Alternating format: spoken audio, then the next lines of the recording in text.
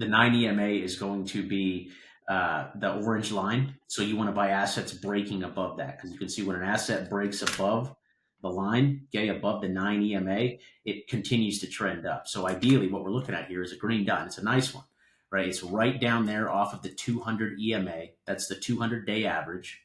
Okay, and it's trying to bounce here. So again, if you were to take this trade off this green dot, your level, your stop loss needs to be 138. And if you guys don't know what a stop loss is, I'd recommend YouTubing it or Googling it and learning about it, because it is how we manage risk on this channel, right? That's our rule number 6. We use a stop loss on every trade.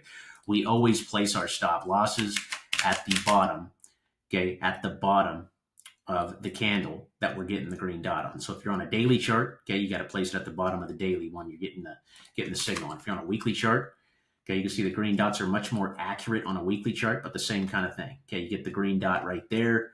Boom, it's breaking above that orange line, and you can see how it just rides that orange line all the way up. That is the 9 EMA.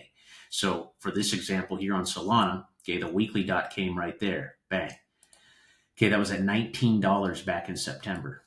I can't believe that. It went from 19 all the way up to 245. That was 100%, I'm sorry, a 10x trade, over a 10x trade there on Solana off that dot. All these other dots recently have been duds, right? They've been false breakouts, but that is why we use the stop loss to protect us from the downside. This last one on Solana came here on July 15th. That was on this candle. Our stop loss was at the bottom of the candle. We got the green dot on. Actually, I'm sorry, it was this candle right here. Okay, a really nice looking breakout candle there. 138 should have been the stop loss. Okay, that thing broke all the way down to 107 and it got sucked right back up. So there's definitely buyers stepping in here. The weekly is red here, so that's conflicting with our daily signal. If you think this is the bottom and you think they shook everybody out that doesn't need to be in the market, okay, you got to use a stop loss at 138 if you're holding Solana here off this green dot. Okay, and it's not a bad place to take an entry. Again, you just have to use that stop loss. So your risk to the downside here would be about 5%, and all the way back to the top would be about 32% on a trade. So very interesting times. Like, I can't sit here and tell you what the macro move is going to be. The weekly chart is too conflicting.